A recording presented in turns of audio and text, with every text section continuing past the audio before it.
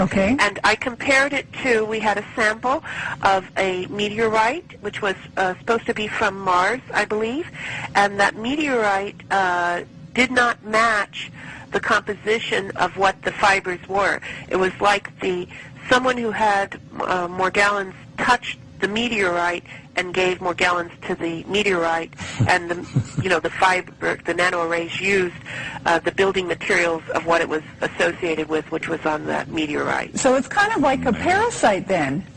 Well, it would be, if you want to call it a man-made parasite, but it has, we sent early samples and photographs to the Secretary and President of the American Society of Parasitology, and the Secretary wrote us back and said that, 1, it is not a parasite, 2, it is not eukaryotic cells, 3, it's not biological, and 4, it is man-made. And what's the truth? So it is man-made, but it's not a parasite. If you look at the results that were received from MIT and Lambda Labs, if you can imagine, I live in the Los Angeles area where there's a very famous Korean drink which is made out of boba, which is tapioca pudding, little round tapioca balls. Anyway, they have very large straws. If you put that straw with another straw inside of it, you have the 2-part polyester resin, and just put a silicone head, which is like a Tootsie Pop, on the head of it, and that's what you have. All of those fibers that were identified, which we called fibers, which when we did a scanning electron microscope and Raman test, which was micro-Raman, which we tested between 1 and 20 nanometers, it showed that it was a 2-part polyester. All right. So that has to be created by man somehow. Well, it has to be because it all had uniform shape. Right. And it had uniform array, uniform pattern. Another thing that is new information, Dr. Carjou, who had a patient recently that was exposed to it and had like a fiber or something going on their cheek and then had it isolated. He isolated like a string, if you can imagine a straw, with pellets inside of it, which was polyester crystals, which are very much like liquid polyester crystals.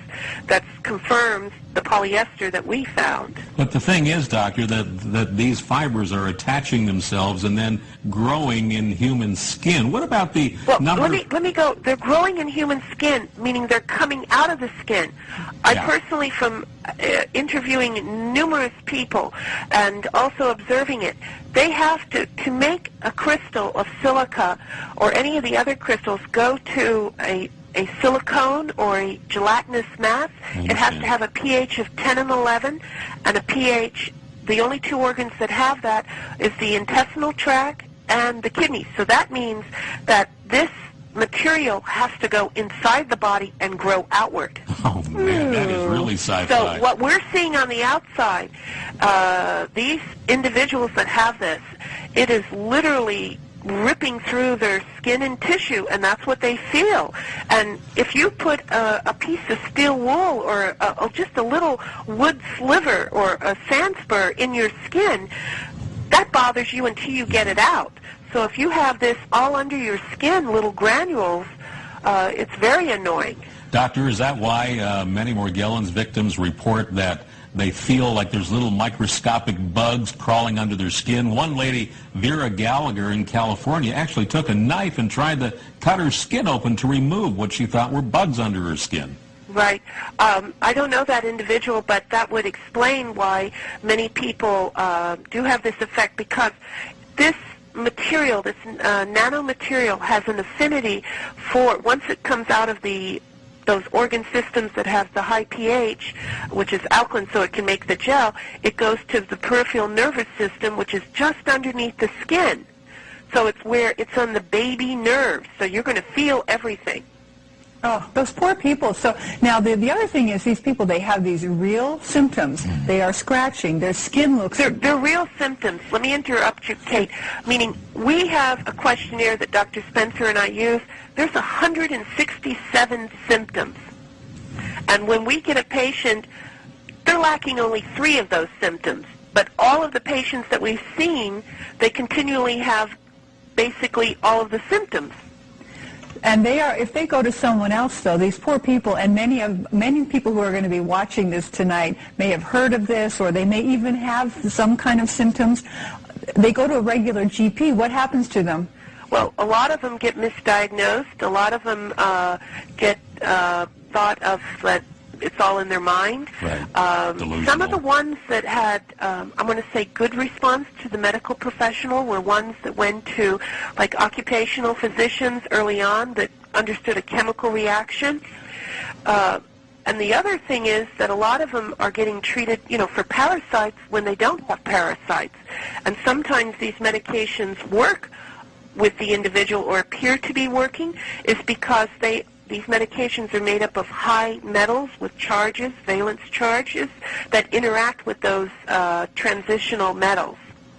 Oh, so it stops the process. It appears like it's gone or appears like it's working, but it still comes back because no one has stopped the, as I call it, the assembler, wherever it's set up camp and making this continually happen. When you say assembler, that sounds like a robot or something. It's a good place to take a break. The correct term in the literature is called nano-robot. Perfect. We're going to leave that as we go into a commercial break, and when we come back, we'll ask you to explain that to our viewers. Hang on, everybody.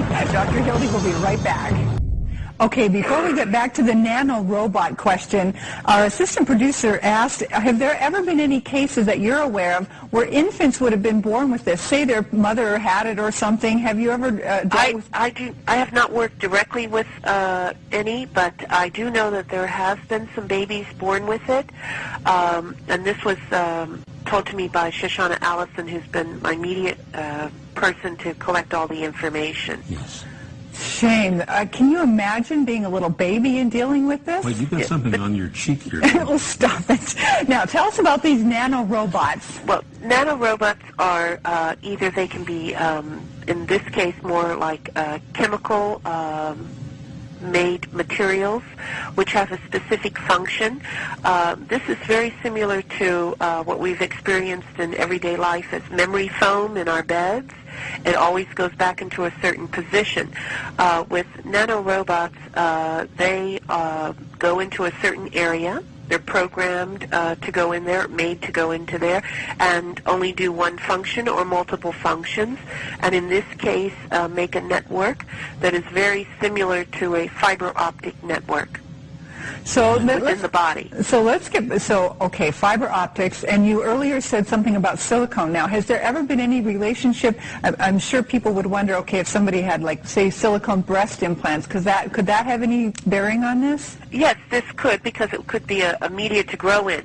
But the individuals that we have tested that had the silicone and the silica crystals, they did not have any breast implants. They did not have any type of prosthetic or anything that could be related to silicone or silica.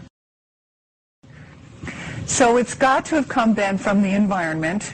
Now, we know of one case for sure where the chemtrail fibers were found, and you could maybe put it together. That was in 2 cases. Anna and also Lily. And Lily, okay. But there are chemtrails everywhere all the time. Correct, and they could have other chemicals in it. But one key that what I'm calling the smart dust, where smart dust is a very, very small particle at nano size that has a specific function. This looks like, if you look at certain times of the day and you see dust, but it's not dust, it's like an iridescent glitter. Very specifically different than regular household dust. Yeah. And this would be in areas where... We have seen that. You know, Doctor, I got one of those 10 million watt spotlights. You go out at night and point it up to the sky, and you can't believe what's floating in the air. I mean, it's really disgusting. Right, and if you're seeing this iridescence, which looks like just like glitter, that is engineered dust or smart dust type material versus regular household dust, or that does not reflect back. So here comes the conspiracy theory. If Morgellons is related to chemtrails and it's coming out of the spray from airplanes, is there some